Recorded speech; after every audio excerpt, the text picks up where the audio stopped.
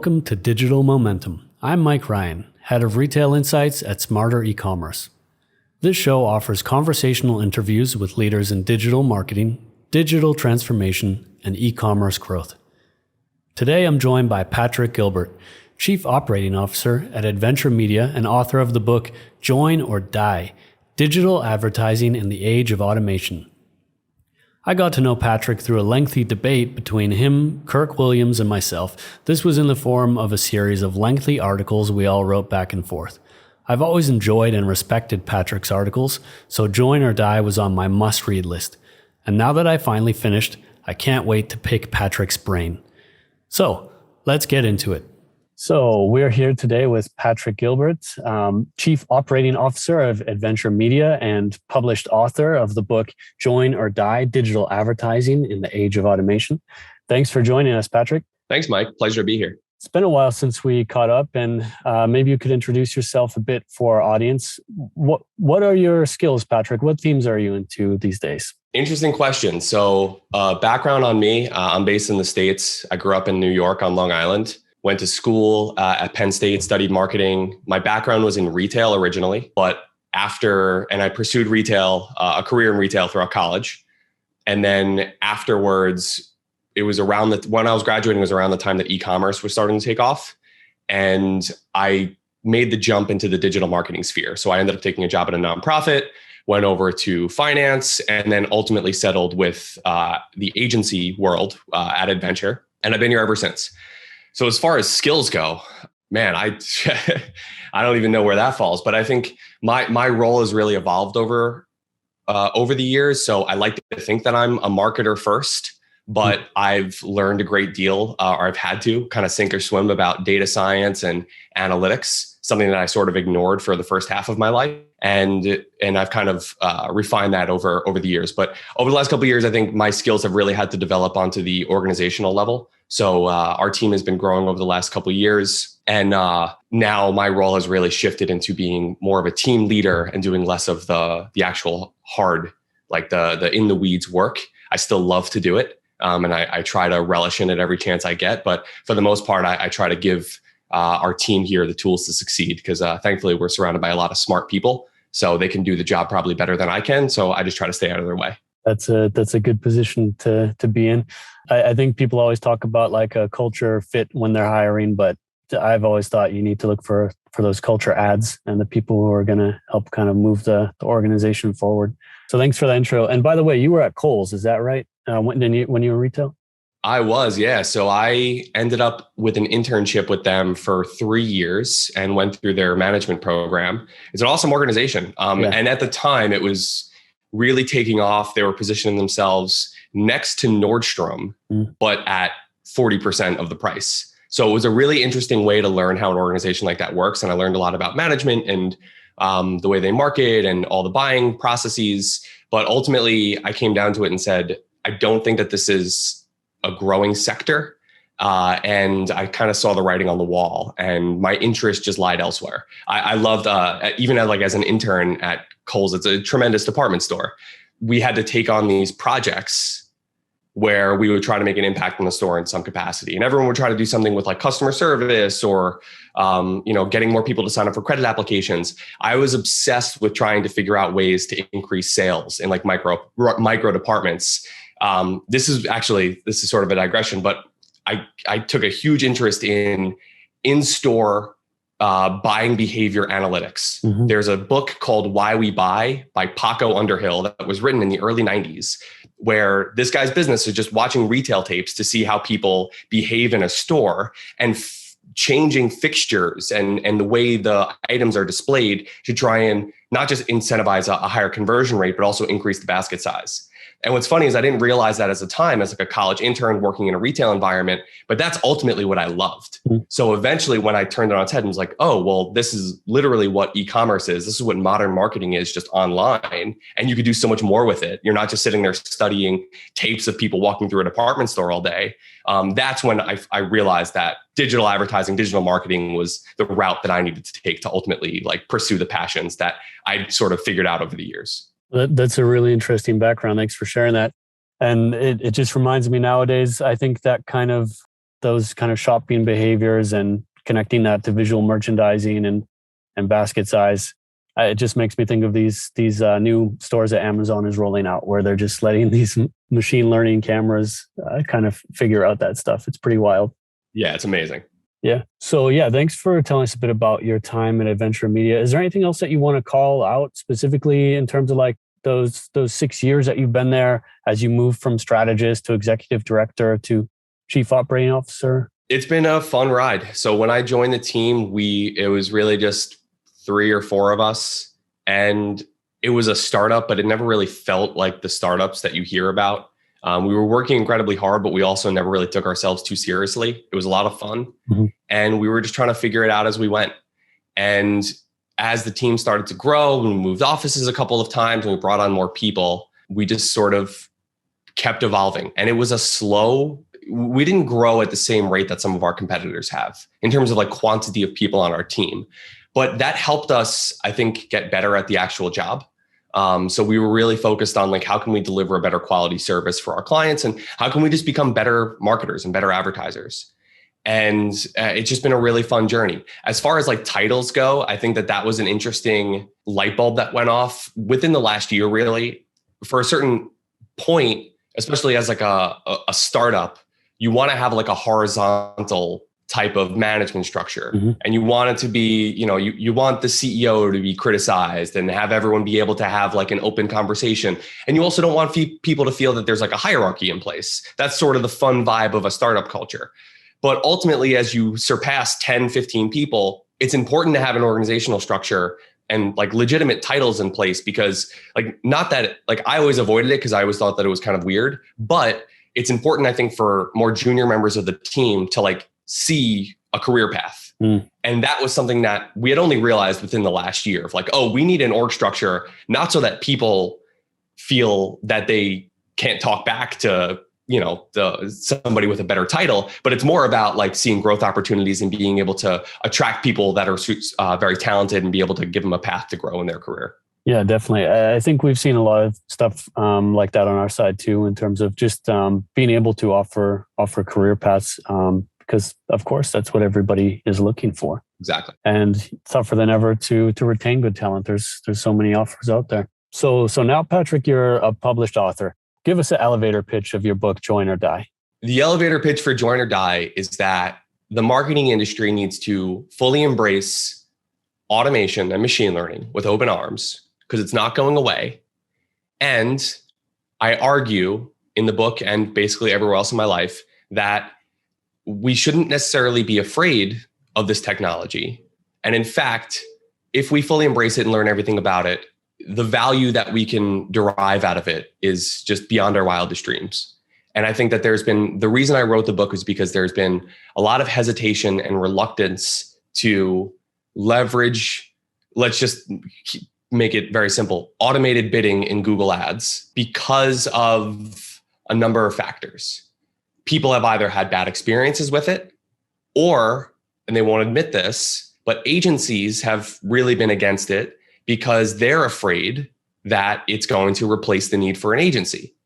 And I can say that because for a long time, like I've been doing this a while, for the first 3 years that I was doing this, or 2 years that I was doing this, we used to basically put out propaganda that was saying that automated bidding is bad and Google's just trying to take your money and all the things that we've heard before. And it was really because we realized like, okay, if Google automates everything, we're going to be out of a job. So of course we were pushing back.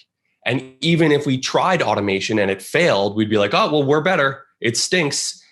What we had since realized was if we tried it and it failed, it wasn't because the technology was bad. It was because we never learned enough about how to make the technology succeed. So at some point in our journey here, we started opening our mind to the concept of automation. And we really just wanted to zig when everyone was zagging. And we said, why don't we just be like the pro automation agency? We'll position ourselves as that and we'll figure out how it works. And thankfully, it was wildly successful. I think we were ahead of the curve. And that book that I wrote started essentially as like a blog post, which that blog post started as an email that I was trying to write to a client that was pushing back and basically saying there was a client of ours, an e-commerce client, that there was data in their account that proved that smart shopping was proving a better return on ad spend and higher. It was able to scale spend at a better rate than standard shopping.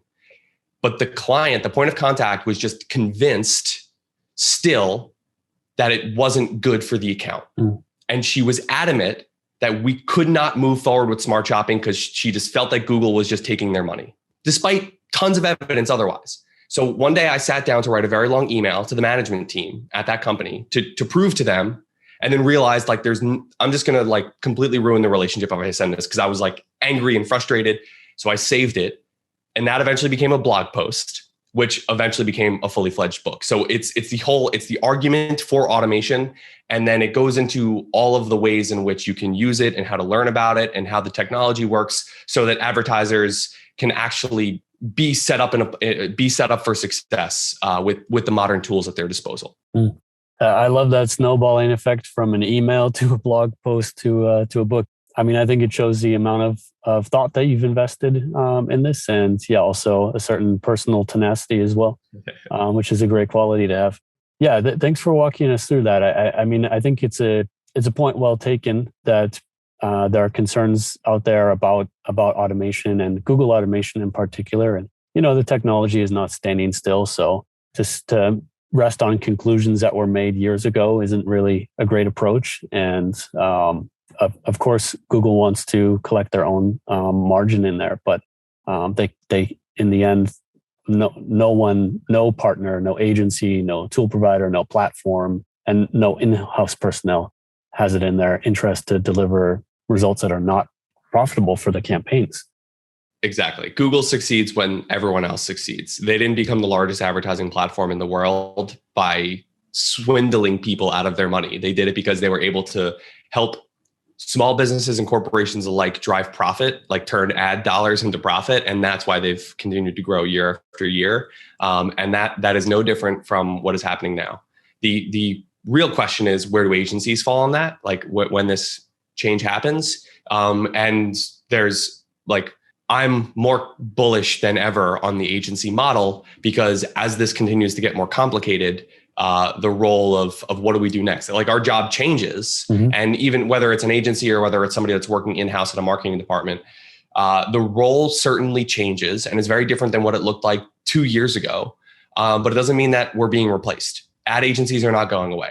We just need to be willing to change. And that's really what Join or Die is all about. Yeah, and definitely, I think this applies equally as well in-house as you mentioned, that there's this need to reimagine roles and a need to upskill, move upstream. Definitely. So a chapter that I found especially interesting is called Liquidity and the Micro Moment. And this chapter takes us from NASA having an interest in horses indirectly to all the way over to high intent purchasing moments.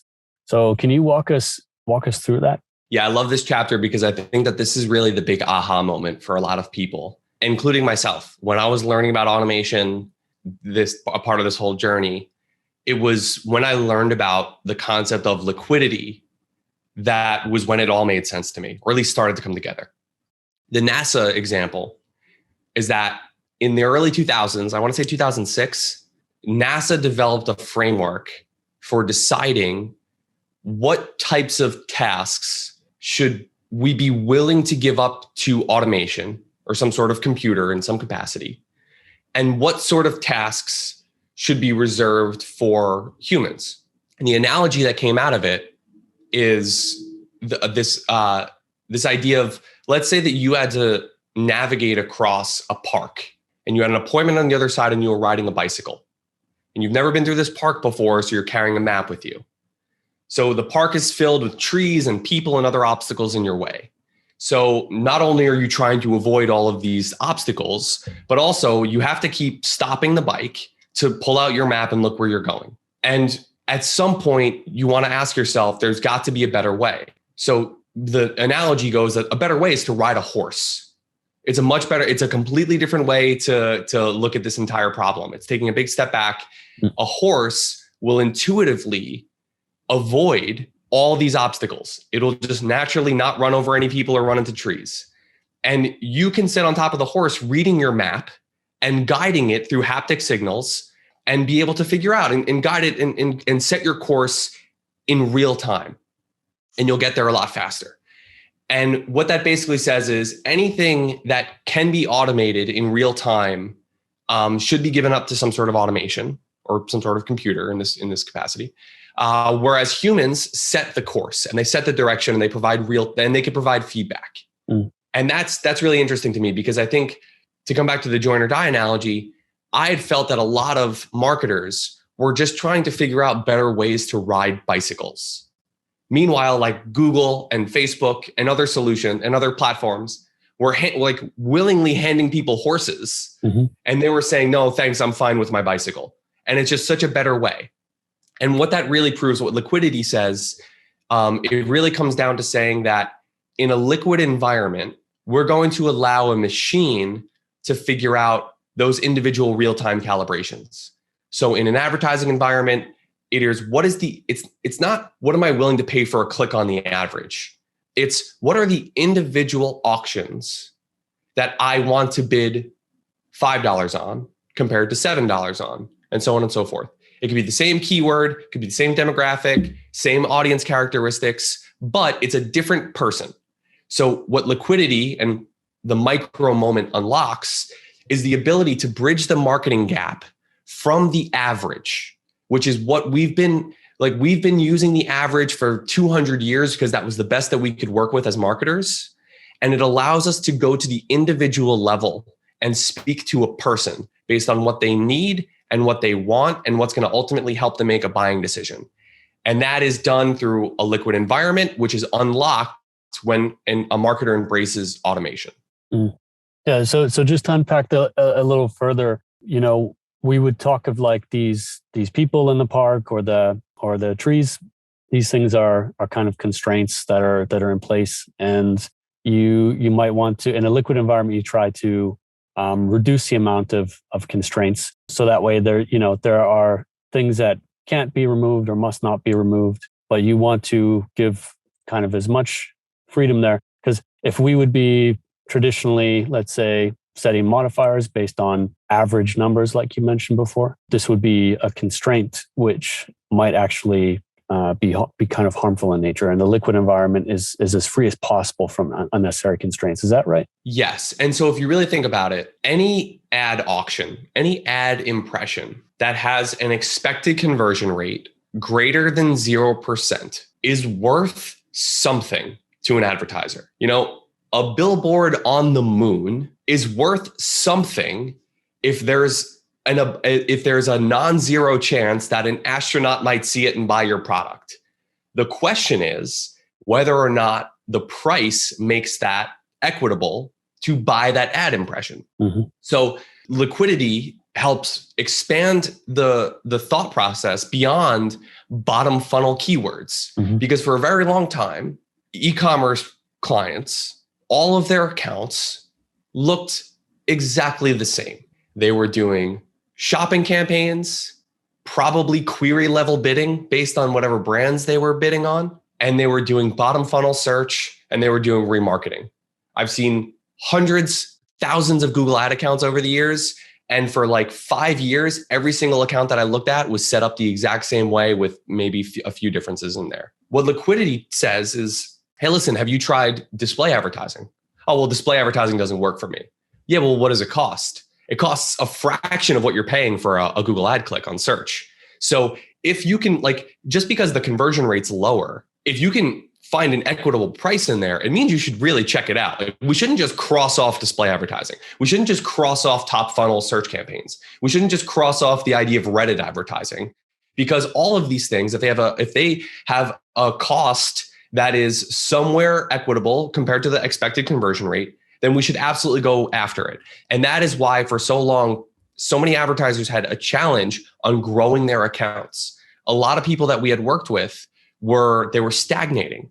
They had reached a level where they were profitable, and then they started to try and increase their spend. And they started to say, well, every time I try to increase my spend or increase my budgets in Facebook or whatever it is, my CPA just goes through the roof.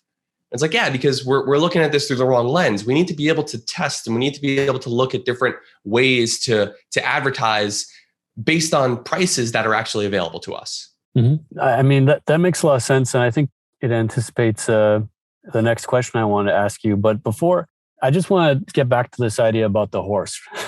Okay. Let me ask you, because I think one concern that people have with automation is that it's moving in a direction of, like, let's say, out of the loop automation, where before you're very much in the loop of what's occurring in the platform. You had lots of buttons and dials and things that you could do. And now, I think there are people who are afraid that that horse that you're riding is not even responding to your nudges or what you're saying to it. What do you think about that?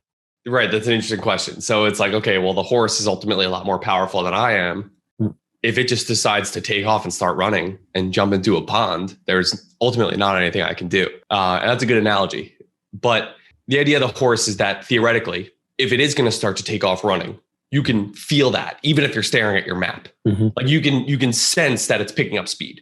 You can sense a dramatic change in direction. And that is something that advertisers have at their disposal with automation. You might not be able to control it, but at least you could see it happening. Mm-hmm. You might not have access to all the data, but if your spend starts to increase at a dramatic rate and you're not seeing a conversion rate that's equitable to that, then some sort of signal has to go off. Ultimately, the person riding the horse, the person managing the Google Ads campaign, is still responsible for that. And it's just that the reins that we have to control the horse change.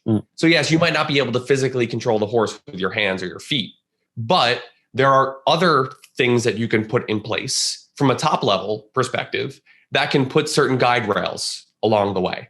So for the horse analogy, before you start riding in the park, like let's take this analogy way down the road. Okay. Let's say that you have the ability to design the park before you ride the horse. That you don't want it to jump into a lake. So before you and the horse get there, you have somebody put up a fence around the lake. And those are the certain things that you can do in an environment if you really step back and figure out how do I control the modern digital advertising environment? And I'll give you an example. Too many advertisers, too many e-commerce brands, if they haven't run any Google ad campaigns before, they're launching a shopping campaign for the first time, they automatically throw every single product that's in their store into a feed and they just hope for the best.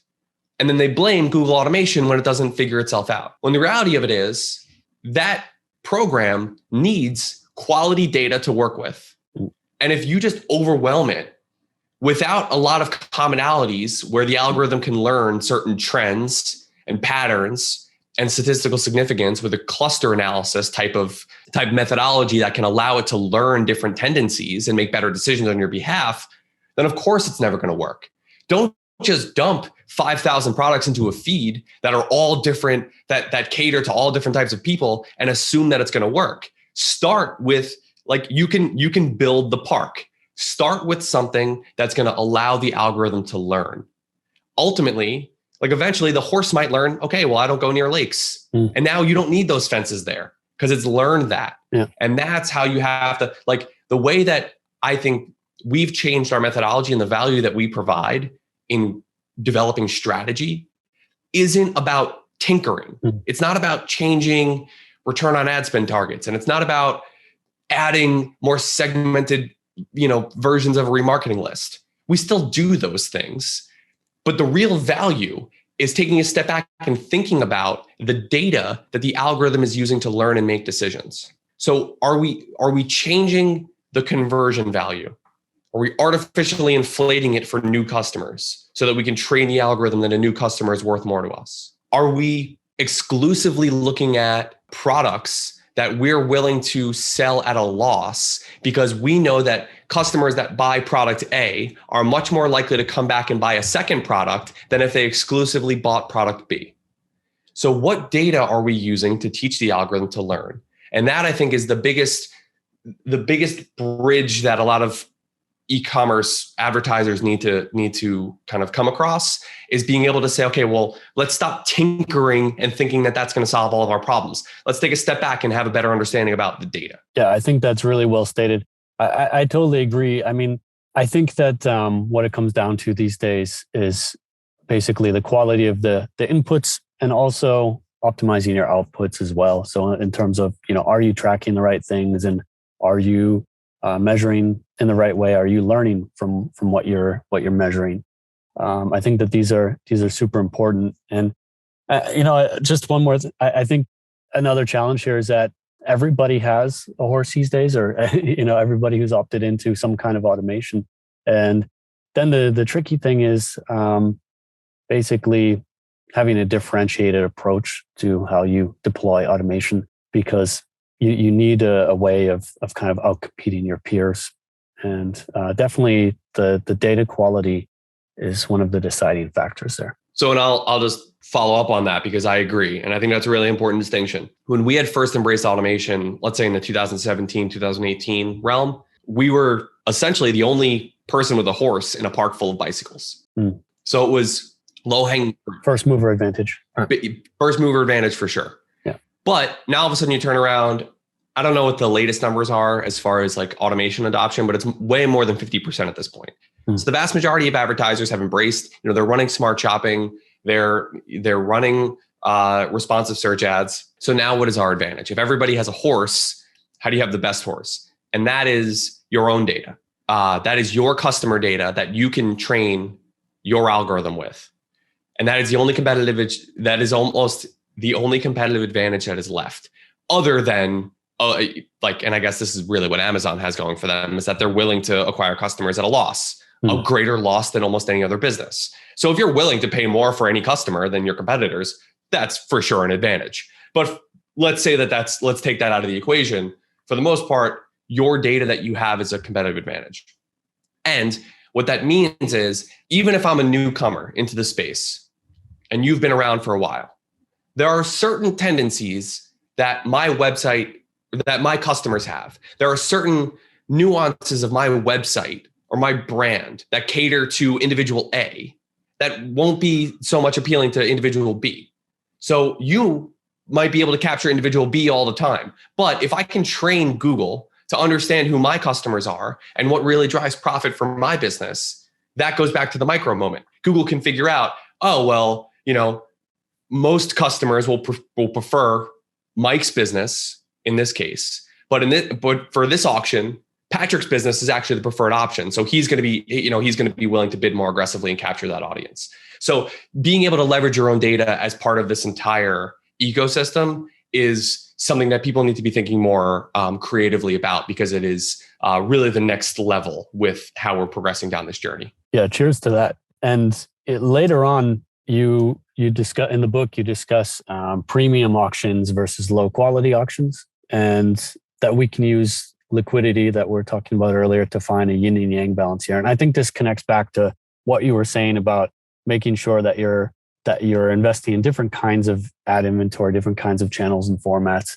But why don't you walk us through what is a premium auction in advertising, and what are you getting at with yin and yang? So a premium auction is an individual ad auction that has a higher expected conversion rate relative to its closest peers. And what I mean by that is, take a bottom funnel keyword, a long tail exact match keyword, and segment that as deep as you want.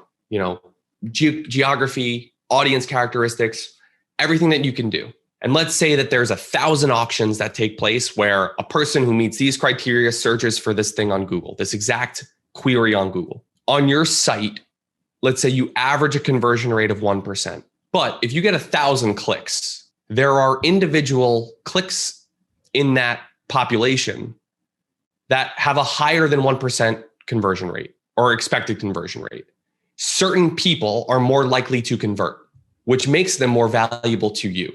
So if of those 1,000 people, there's 50 of them that have an expected conversion rate of 10%, you as an advertiser should be willing to pay 10 times more to earn those clicks than you would be for the closest peer set. So of that top 10% or top 20% of a subset of a relative sample of a larger population that is more valuable because those people are ready to buy, we would consider that to be a premium auction, and you should be willing to pay more to acquire that click. And what the premium auction really does is it validates why it's not always a bad thing if you have an increase in your average cost per click. And at times, an increase in cost per click could be seen as a good thing because it shows that you're going after higher quality traffic. We should all agree that better quality traffic costs more to acquire. That's why it's more valuable. All of your competitors also know that, and they're probably also using the same automated tools now. So yes, it's going to cost more to acquire a click for an individual that has their credit card in their hand. And you need to be willing to pay more to acquire that click. Otherwise, it's just a race to the bottom. And we've proven that the premium auction exists. So the example that I give in the book, we had a lead gen client, and typically in like the software as a service space, cost per clicks are just like wildly expensive, like $20, $100, just like insane types of things to be able to acquire a click. And we had this theory of the premium auction. This is back in 2018.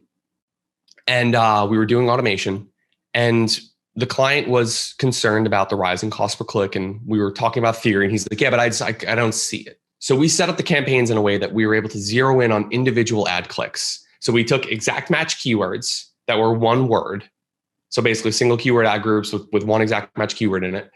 And we found over the course of like 6 months, individual days where there was one click on that ad.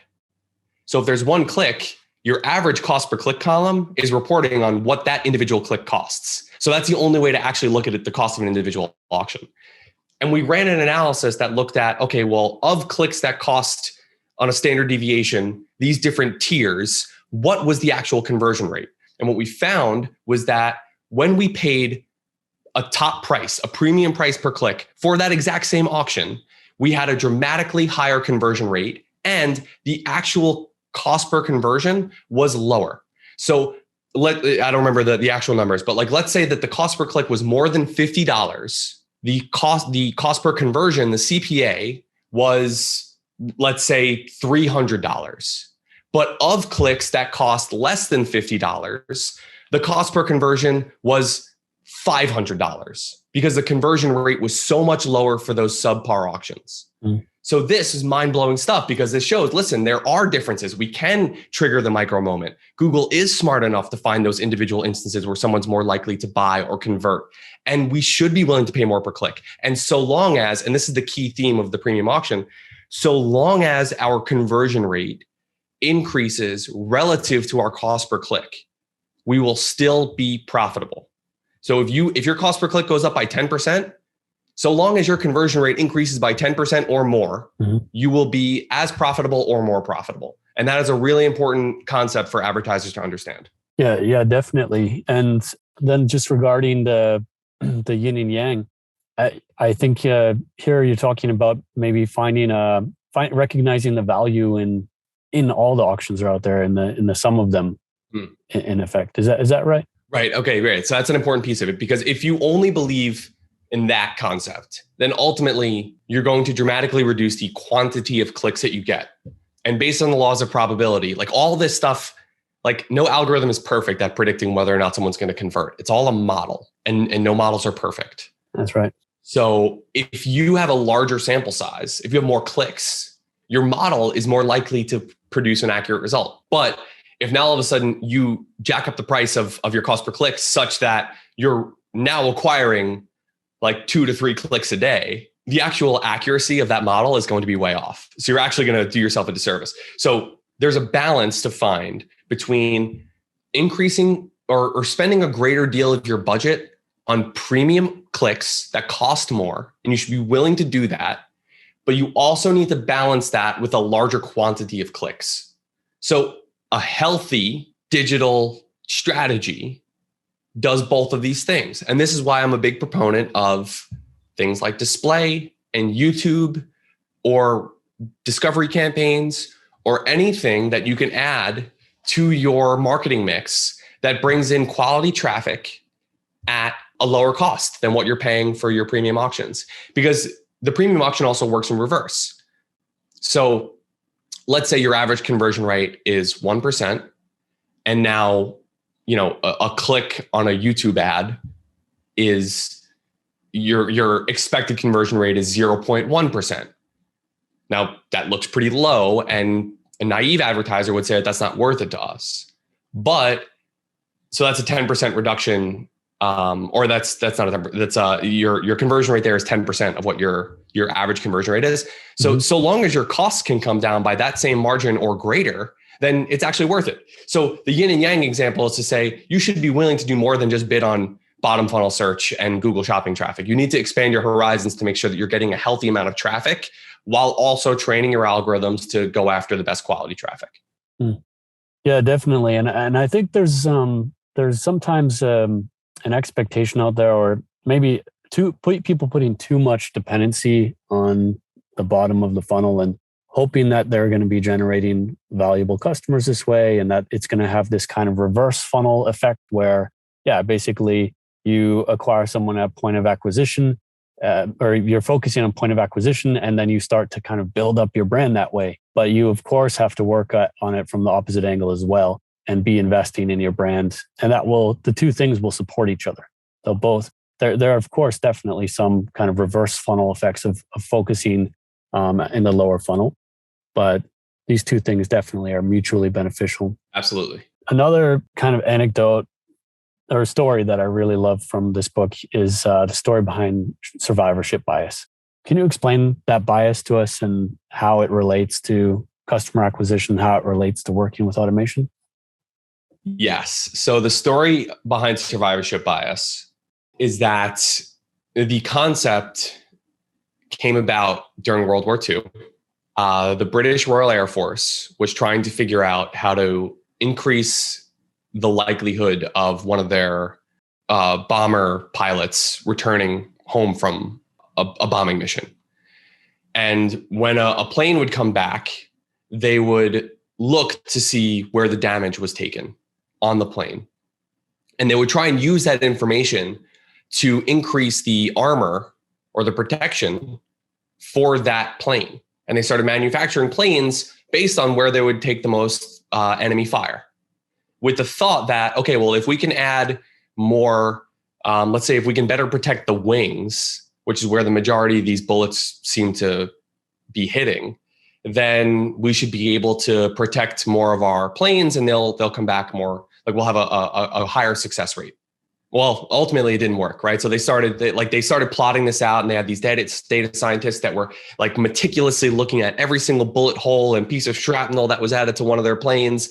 And they were saying, let's put more armor there. Let's put more armor there. And then what they ended up doing was putting so much armor on these planes that it slowed them down and made them more susceptible to enemy fire. So this was just not working. This was statistics gone wrong. So they brought in this statistician from Columbia. I think his name was Andrew Wald, who looked at this visualization of where all the bullet holes were. And he was like, you idiots, there's one area of the plane that has no bullet holes in this graphic, and it's the engine. And the reason is because when a bullet actually hits the engine, the plane explodes, and you don't have the ability to factor that into your data set because it has not survived the trip home. So you're only looking at a data set of successful missions, that the survivors. What you're really trying to study are those planes that never actually made it home. So you should actually be turning this graphic on its head. And so what they did was they started shedding armor from the tail fin and the wings, and they started putting more armor behind protecting the engine. And they had a dramatic increase in successful air raids, and more planes were coming home, and that significantly helped them win the war, which is crazy. But this happens in advertising every single day, where we are making decisions based on how to spend budget based off of customers that we've acquired, while not considering all the customers that we would have acquired if we had a better something else in place, if we had more protection over our engine, essentially, if our customers were not scooped up over enemy territory. So we need to be looking at not just the things that we're doing well, but all the things that we're not doing well, which is resulting us losing customers. And the best example of this that comes back in e-commerce all the time is remarketing. A lot of clients say, and they'll look at their ad campaigns, and they'll say, well, the majority of my traffic converts I'm not seeing a lot of conversions being attributed to my remarketing campaigns. So I think it's a waste of spend. Let's turn it off. It's like, okay, well, maybe our remarketing campaigns just aren't good enough. Let's actually try and evaluate the strategy, because maybe we're just not putting ourselves in a place to succeed. There's a report. It's probably one of my favorite reports to look at when trying to figure out where a client is at. And it's the time lag report. There's time lag that shows in the Google Ads dashboard, and there's time lag that shows in the Google Analytics dashboard for your entire business. And what that shows is how many days on average does it take for your customers to convert. And I find this fascinating because this bridges the gap between what is practical and what is actually happening. So if we have a client that's selling a expensive piece of furniture, we should expect, as advertisers, customers to take a long time to convert, because this is not something you just impulsively buy. You don't just do a Google ad search for luxury sectional and convert for a $5,000 product on your mobile device the first time you've ever clicked on an ad. That just doesn't happen in the reality of mankind. What should happen is that somebody comes to the site, then they leave, then they come back a few days later, then they leave, then they do a search on a different device, then they're being remarketed to, and ultimately, over the course of maybe a month, they finally come back and convert. But if you go into their Google Ads dashboard and you see that their average time lag is 1 session, then there's a dissonance there. And that tells me that you're only converting the people that are ready to convert. And you are not actually doing yourself a favor by advertising to people that are higher up in the funnel. And your growth will ultimately be completely capped unless you figure out what you're doing wrong to convert customers that are going to take a longer time to convert. Yeah, I love that story. And there were so many ideas popping in my head as you're speaking. And I was quickly Googling one thing because I couldn't remember this guy's name. But just to your point now, I think there's Google, I think, refers to this as the messy middle, that kind of browsing and shopping process. And they've got a really great resource about that. If you Google messy middle, maybe think with Google, they've got like a 94-page report or something, which is really great. It's my favorite report they've ever put out. It came out about a year ago. Yeah. It's fantastic. And shameless plug, on the How to Hide a Dead Body podcast, we actually did an episode where we talked through the concept of the messy middle. So for anyone out there that doesn't want to read a 100-page report about this awesome project that Google did, which, by the way, I recommend you all read it, but it's called Decoding the Messy Middle. I have a copy of it sitting on my desk at home still. Exactly. It's an incredible read, but if you're pressed for time, we did an episode on the How to Hide a Dead Body podcast probably 8 months ago where we talked about the messy middle concept. But it is this idea of how consumers make choices. And it's not a linear approach. It's not step 1, step 2, step 3, step 4, convert. It's people are making changes and making decisions and going back and forth. Just think about how you buy anything. You consider all these different things, and an article that you read throws you in a different direction. And now you're going to buy a whole different product. And now your price range for it has been elevated by 20% because you found that there's bad reviews unless you spend a certain threshold. So the buying process is very complicated. And I think advertisers need to put themselves in a place to cater to that. Too many people, I've had clients that have been like, well, it's great that we convert people within the same day, in the same session. It's like, no, you don't get it. You can't force, or they'll say, well, how can we force our customers to convert more? How can we incentivize them to convert faster? And it's like, you don't, because that's not what they want. They want, nobody wants to have to make a quick decision on a $15,000 sectional. They want time to make that decision. You have to give them that time. You have to give them that flexibility. You just have to be there waiting, being able to answer their questions in a non-aggressive way when they're asking questions. But you need to set up your campaigns and your overall marketing ecosystem to be able to cater to that, because you can't force people to do things that they're not comfortable doing. Yeah, definitely. And one thing I've been meaning to look into this more, because we've seen that conversion rates have been struggling a bit, or basically conversion rates really spiked quite a lot year over year at the beginning of lockdown. I think it was clear why. There was a lot of urgency. People didn't know what was coming next. Then since then, we've seen over time, not the most positive conversion rate developments. And I'm curious about what's going on. I think it has to do with changes in demographics of people who are online. But I think it's changing just overall in the way that people are shopping. I'd also love to know how delayed conversions are evolving over time. I've been meaning to study that too, but haven't gotten around to it. But one thing I wanted to mention regarding survivor bias or survivorship bias, there's this great concept, and I had to look up this guy's name. He's Finnish, and so I won't pronounce this right, but it's Mikko Pippo, Mikko Pippo, and he's got a lot of Pippo.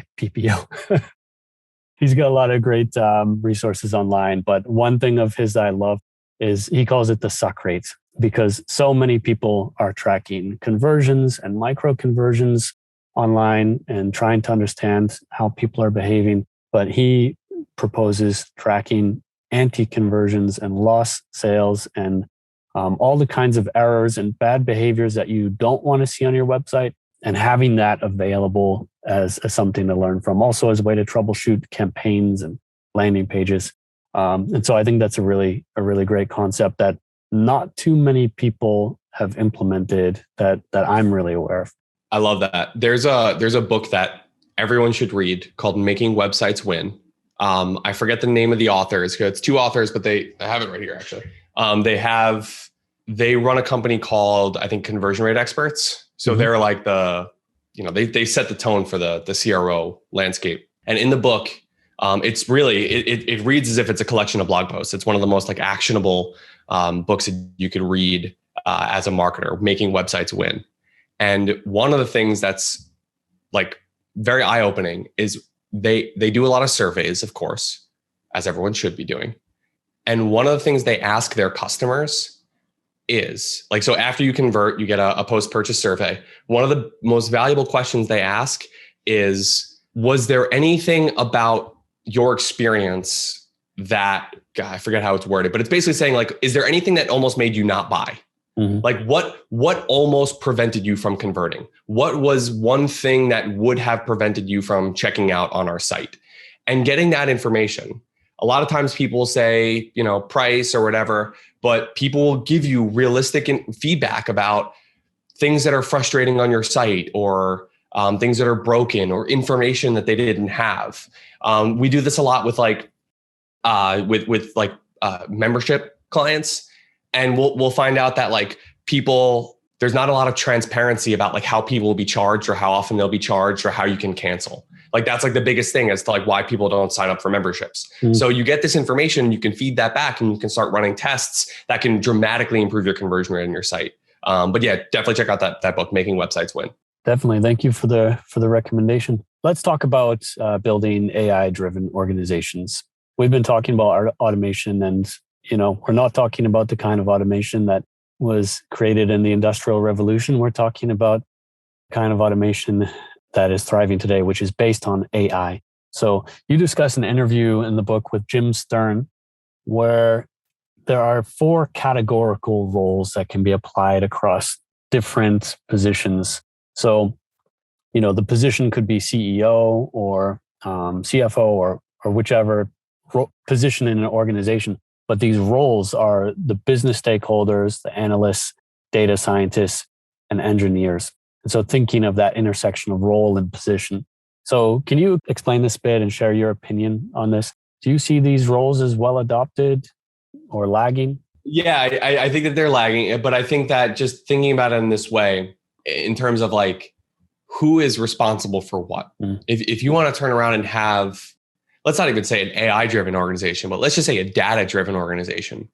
You need to have a lot of different people who have different skill sets, who are accountable to different elements of the data-driven approach. So ultimately, your CEO or somebody up the chain is not going to really understand data and statistics in the same way that your data scientists will. So you need to accept that reality, and you need to make sure that there is a framework in place for having meaningful conversations that can not just translate back to the CEO so that they can make more informed decisions, but also the reverse in place so that people can hold the data scientists in check, and they can call them out for things that might not be perfect. If there's one thing that I've learned that really blows me away, is that the more that I learn about data engineering and data science, it's that a lot of people don't really know what they're doing. Like we talked before about like how no algorithm is perfect. And Google, with all of their data, is still not able to predict the accuracy of whether or not a conversion will take place with 100% accuracy or anywhere near that. And that's Google. They have more data than anybody. So if you kind of go down and say, okay, well, we're a small e-commerce store or whatever. We're an e-commerce brand or a retail brand, and we have some data in place. We have customers and this and that, and we're trying to make data-driven organizations. You have a fraction of the data that Google has, and you have to understand the reality of that. You can build models that are helpful in guiding decisions, but you also need feedback mechanisms in place that can really keep those things honest and look for the opportunities and the flaws in the analyses that you're conducting. Because otherwise, if you just have a CEO that's taking the data teams, they're taking their words as gospel, then you're probably going to go down a path that's going to not look very great. So I think that's important. So Jim Stern, again, wrote a book called Artificial Intelligence for Marketing. He also runs the Marketing Analytics Institute. They do a bunch of different conferences. Very, very useful. He is in the same camp as like Avinash Kaushik. So if you've ever checked his stuff out, they use a lot of the same language when talking about these things in these roles.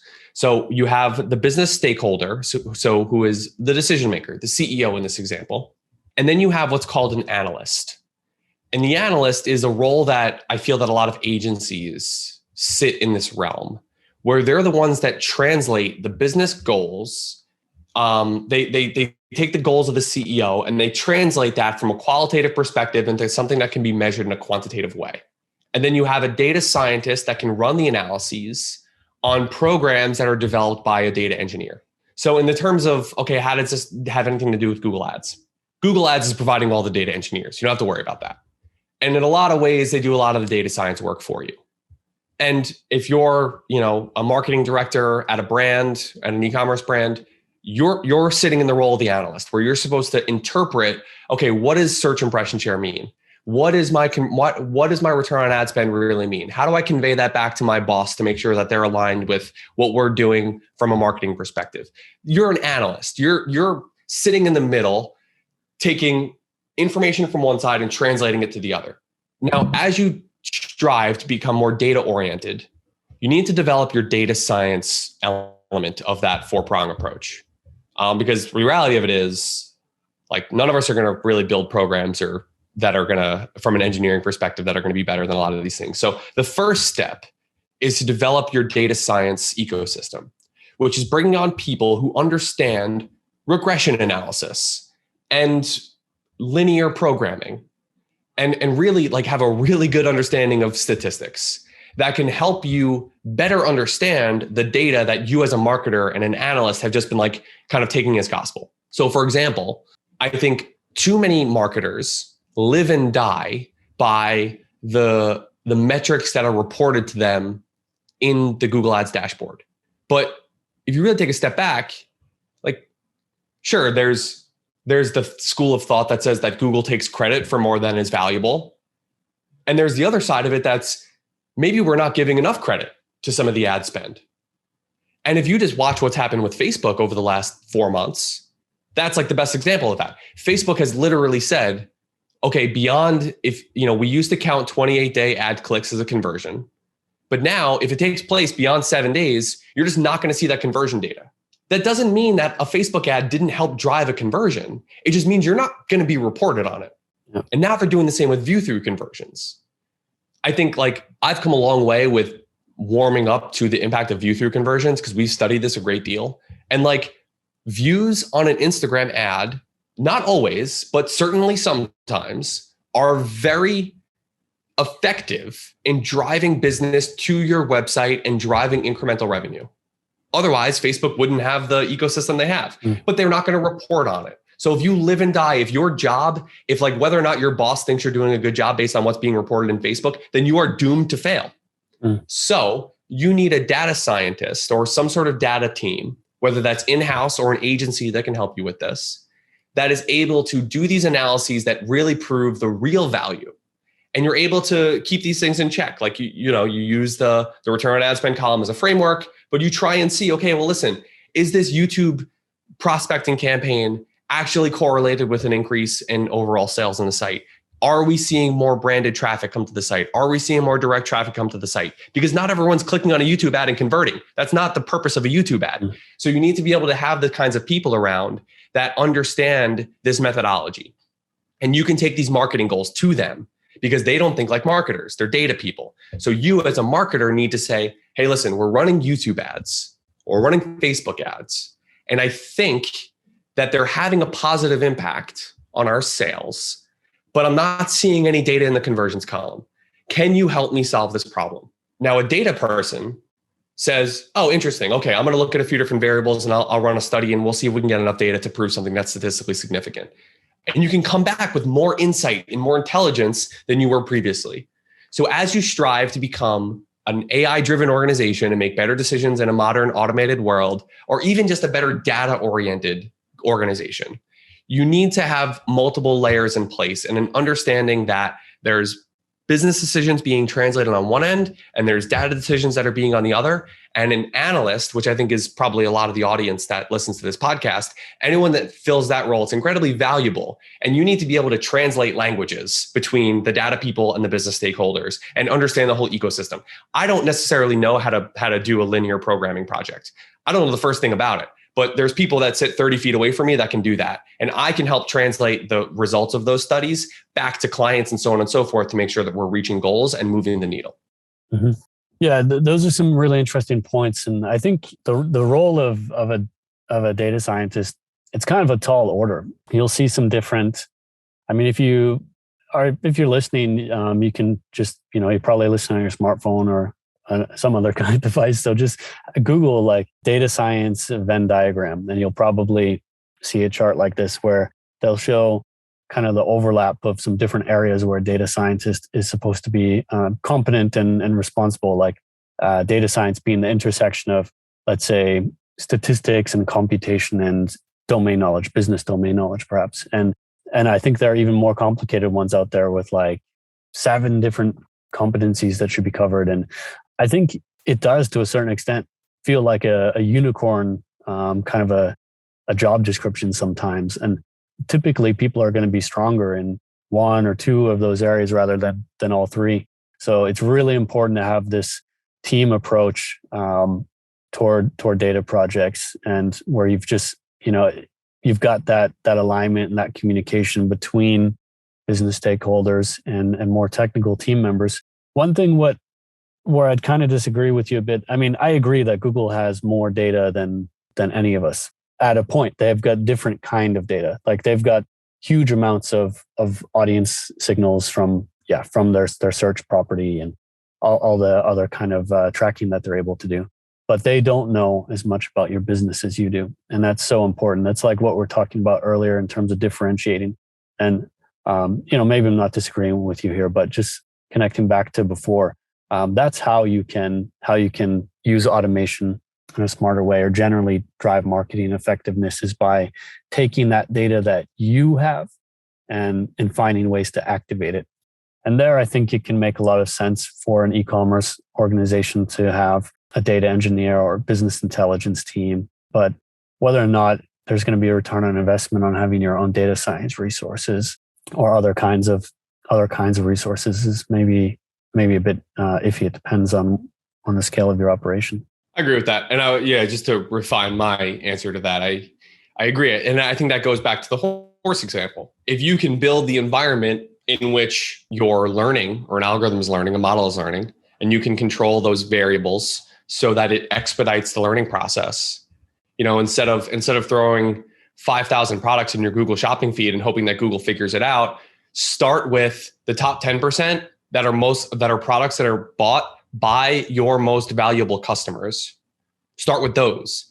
You're shrinking a learning environment. It's more likely to expedite the learning process. And then you can kind of build from there, from then on out. And I think those are kind of the really important needle moving decisions that are taking place. The other thing with the team approach, I think that's something that is a big learning experience for me as well, because with any of these data problems, there's a million different ways to solve them. And what I found to be really valuable is that like, as our team has built out an analytics department, we started with really one person that had a solid understanding. And then that became 2, 3, 4. And now we have 5 people that all think differently and take a different approach. This person really knows SQL well. This person really understands regression well. This person doesn't really understand any of those things from a technical perspective, from a holistic standpoint. And when you get these people trying to talk together to solve problems, ultimately they'll come together with something that's going to work the best, and they challenge one another. So I think having a team of people with sort of a different background and different schools of thought is really what helps improve not just your engine, but also the accuracy of the data projects that you're churning out. Yeah, I think that makes a lot of sense. Yeah, Patrick, next I want to ask you a few questions that I like to ask all my guests. The first one is, how would you define growth?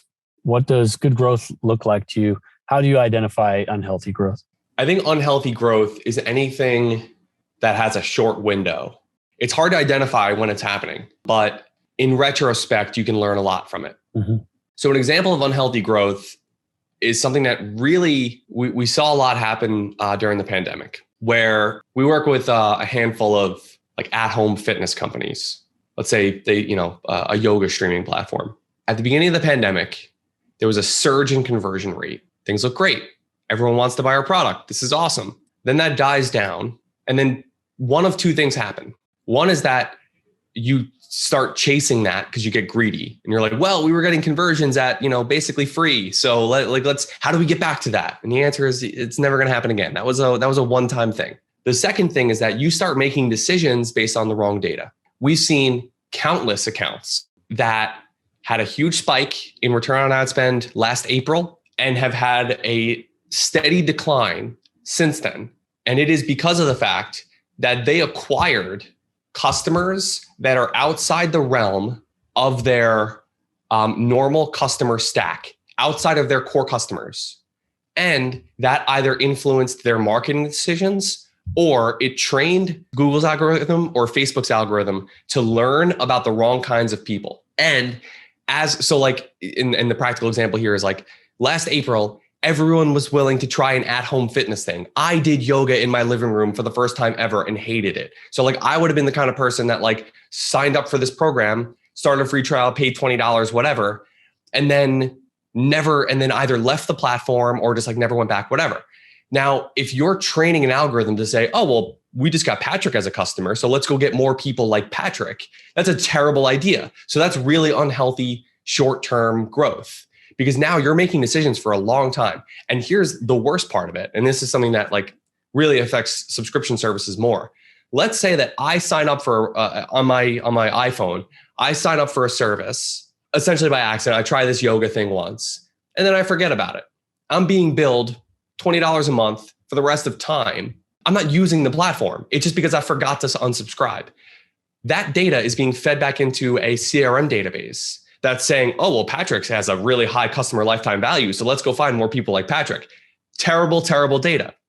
So I think what happens is some of these short-term opportunities take up, and the pandemic isn't the only example, but it's by far the most egregious of them, where there was a lot of easy, low-hanging fruit that either made individuals very greedy or took their eye off the ball. And it said, okay, well, we're going to, these are the people we're going to go after now. And that's not the case. Separately, we work with a client that sells a financial product. It's essentially a media subscription that helps you keep up with the stock market and other things. And they have a core audience of people that, are in their late 20s, early 30s, that are interested in technology and sort of in investing and are trying to get into investing. When the GameStop thing happened in January, their conversion rates skyrocketed. Yeah. Because all of a sudden, everyone and their mother was like a professional day trader, even though that was not what they sold. They were not a day trading app. Their actual core competency was long-term investing and buying and holding forever, which is the anti-GameStop narrative. Yeah. So they had all these people sign up for their service. And so their Facebook CPAs dropped significantly, their Google CPAs dropped significantly. And then ultimately, a month and a half later, we were in a worse position than we were before the GameStop thing ever happened. And it was because we trained these algorithms to learn about customers that were away from our actual core audience. And it took us a long time to do like basically a factory reset on the learning process to be able to get things back on track. So that's a really long way to describe what is unhealthy growth. But I think that that's a really important thing. You have to like learn from these experiences, because the next time, whether it's a pandemic or GameStop or I don't know, Tiger Woods wins the Masters and all of a sudden everyone wants to go golfing the next day, that drops down at some point. Like Callaway should not be spending a ton of money advertising to that one guy that happened to watch the Masters that wanted to go golfing that time and never again. Once you learn from these experiences, you're able to see them happening in real time and essentially not make the same mistake twice. Okay, what is growth? That's tricky. It depends on what your goals are. And it depends on who the stakeholders are. I think it's been a very big challenge to work with clients that have investors, because their definitions of growth always come at a different expectation than if you're working with a small business owner. So they want to see new customer acquisition, and they're willing to do so at a loss, and they want to show all these other types of metrics. But if you're working with a business owner and it's their e-commerce store, they are very hesitant to see, they're looking at that return on ad spend. They want to make sure that they're profitable. So yeah, we grew 10% year over year, but we maintain a similar return on ad spend, so they're thrilled. So it really depends on what your goals are. We have been implementing what we refer to as a test budget framework, which I think helps better set expectations with how we grow accounts. When you start out in digital advertising, and let's say Google Ads, as an e-commerce store, you need to get from zero to a place where you have some level of repeatable, profitable spend. And what that generally is like a shopping campaign with whatever budget that makes sense for you, and some bottom funnel search and some remarketing. And that's an element of budget. And for everyone, it's different. Like, what can you do at your goals? Let's say you have a 300% return on ad spend goal. How much budget can you spend and return at that rate? And so let's say it's $50,000. So we've found that $50,000 for us, we can spend between shopping and remarketing and bottom funnel search. And like, it changes and there's still work that has to be done. We still have to optimize these accounts, but we can essentially predict that we'll turn that $50,000 into $150,000 in revenue, which is a 300% return. Okay, now how can we grow? How can we go from spending $50,000 to $70,000? Well, most clients, most people just increase their budgets or whatever. They lower their return on ad spend goals, and their overall return on ad spend goes down. And they say, oh, this isn't going to work for us. And they quickly go back to the $50,000 in ad spend. And I think that's an unhealthy way to try and stimulate growth. So what we try and do with clients is say, okay, well, this $50,000 is going to exist here, and we're going to report on it, and we're going to continue to optimize it. And we're going to make sure that we continue to spend this amount and exceed at least a 300% return. But we are going to commit to a test budget that is not being directly held to a return on ad spend column for at least a foreseeable future, like whatever the time frame is. And we're going to run methodical tests to try and figure out how can we increase at that level of spend from 50 to 70. So let's say it's a 20%. We're saying we're going to commit a 20% of our ad spend to a test budget. So now we've increased our monthly budget from 50,000 to 60,000. That incremental $10,000 is not being held. We're not being held to the reporting on performance on that, because we're saying we're going to run a new customer acquisition campaign in shopping, and we're going to run it for 8 weeks at a $10,000 a month spend. So we're going to spend $20,000 and we're committing to it. And if after 2 weeks we don't get a single sale, and the client comes to us and says, our overall return on ad spend has dropped to below 300%, we're not going to turn that off, because we're committing to that. Because your key $50,000, your direct response budget, is still above 300%. So starting to put a line in the sand and segment out what your budgets are, and hey, we're going to spend this amount and we're going to invest in the future growth of our campaigns.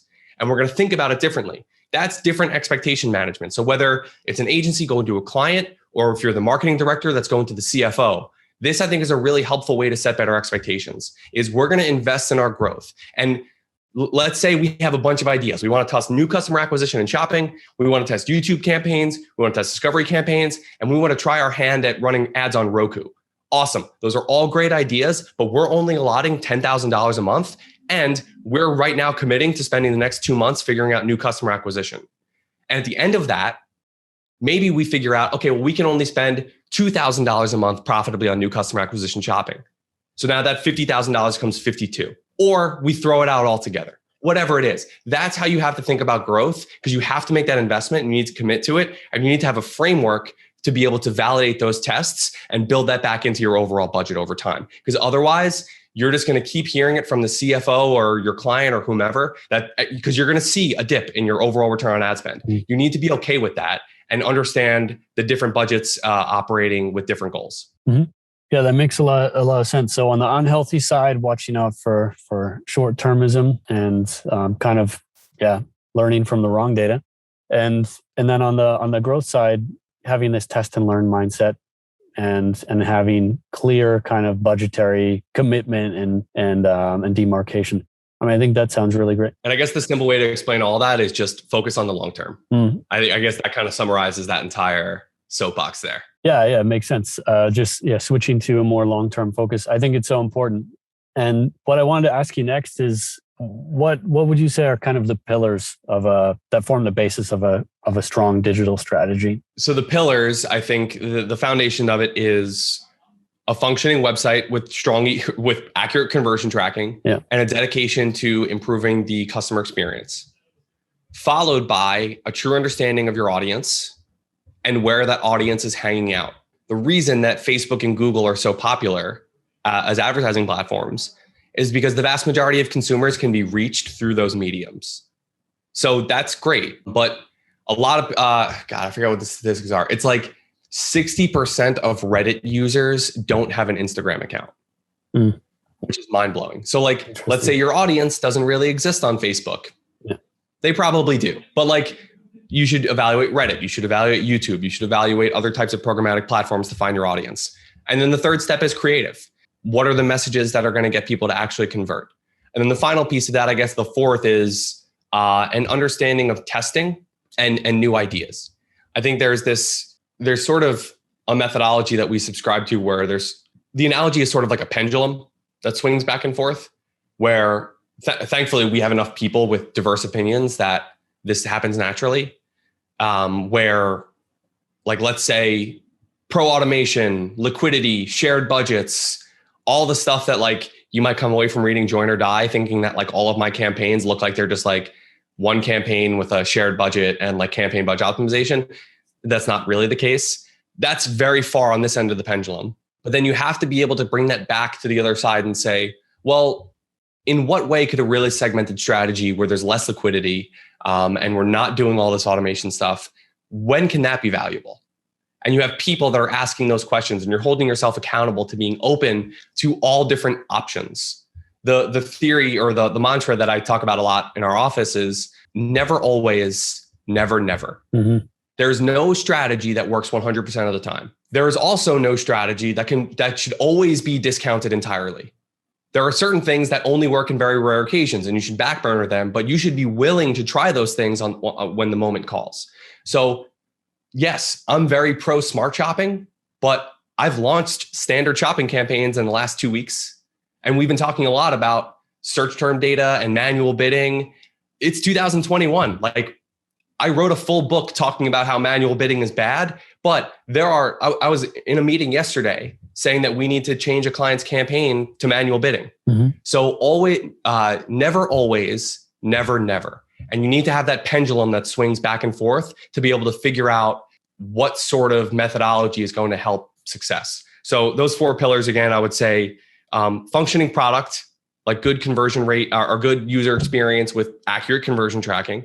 Yep. Followed by an understanding of the audience, followed by really good creative, followed by a methodology for testing and learning. Thanks for sharing that. And I really like that idea of never, never, and never always. I have a kind of a similar philosophy. I talk about like the dark circle, that there's no such thing as the dark side. If you go too far in any direction, it's kind of the dark side. I like it. Something kind of like that, maybe.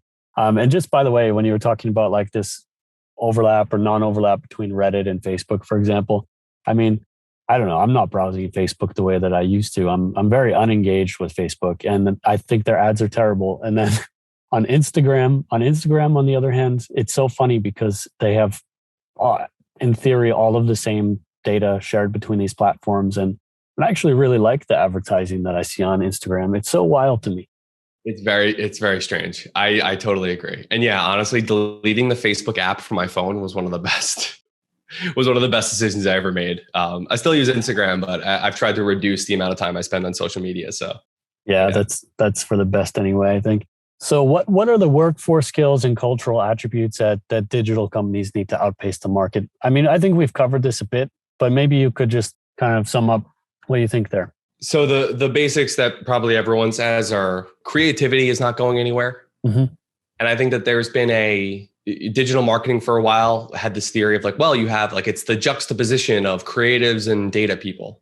And I really think that you need to be both. And in fact, if I were to choose, I would choose a data person first, because just because you're like a data nerd doesn't mean that you're not creative. Mm-hmm. We have this false identity of what creative people are, that they're like very artsy and they do graphic design and they do whatever. But no, like being able to look at a data set and come up with a hypothesis requires creativity. So I think those two things, and you can start as a creative and become data literate. I think I'm the example of that. I was a marketer first, and I learned statistics and data science. So I've successfully bridged that gap, but I also have a lot of great people that work alongside me that have the other way. So I think that can certainly be earned. So creativity, data literacy, but really understanding how a business works in psychology. When we're trying to solve a problem, it really comes down to an ability to step back and be vulnerable and ask stupid questions about what's happening in a business and come up with different ideas, and to really work backwards into figuring out like, okay, what might be the root of this issue? And an understanding of how business works or businesses work, and an understanding of how the human psychology and the buying process works. It's really important, and I think often overlooked when you have like kind of random people that are operating your campaigns. But then also just like flexibility. I think it's really important for people to be flexible, to have thick skin. This is a tough industry, and I think that there's a lot of you have to be willing to have hard conversations, and you have to be willing to disagree with one another and not take things personally. Mm-hmm. A lot of times, like we have people that they get very discouraged if a client campaign's not working in the way that they wanted. But ultimately, like you can't take these things personally. Like you have to be able to say, okay, listen, I set up these campaigns for success based on all the information I have. And I trust that I'm a smart, competent, intelligent, like very strong person that can run digital advertising campaigns. And ultimately, like if the success isn't there, if people aren't buying this product, I'm not going to take that home, and I'm not going to take that person. I'm not going to let that keep me up at night.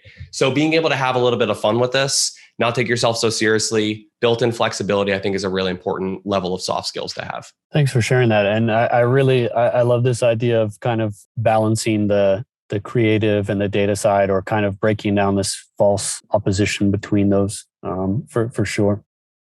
And I think I shared this with you on Twitter one time, actually, but one of my favorite quotes about creativity comes from Dorothy Parker. And she says that creativity is a wild mind meeting a disciplined eye. And I think that discipline part is super important. Yep. Because creativity is often so misunderstood, but that there's a lot of discipline that goes into that too. Absolutely. So Patrick, tell us what's next in digital marketing. What trends are you watching? And are there any popular themes or strategies that you think are overhyped or underhyped?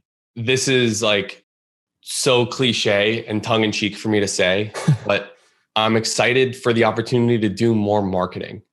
Mm-hmm. PPC became this like droning robotic sales engine where you're optimizing for bottom funnel, like low hanging fruit.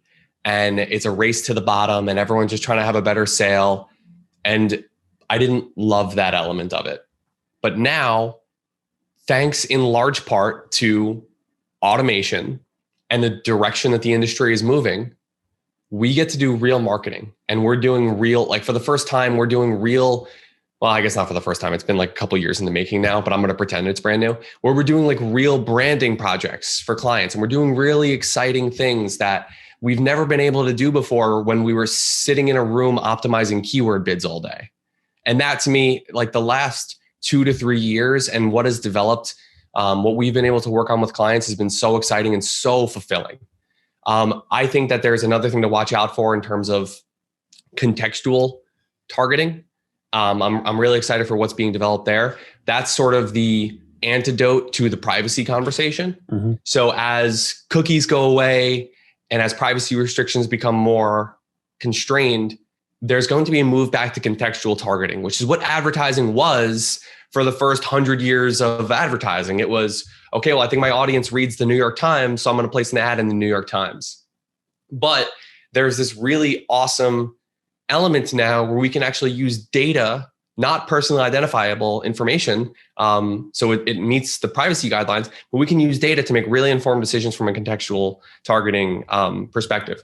We've been working with a company that has their own system for identifying like really high quality placements on YouTube and display advertising and a bunch of different other placements to be able to source the best contextual placements for our clients' ad campaigns. And we've seen that we've been running those campaigns probably for 6 months now with a ton of success. And it's really exciting to be able to see this work because it was scary when it was like, okay, well, we're going to stop being able to use cookies and a lot of this data is going to go away. How are we going to leverage behavioral targeting?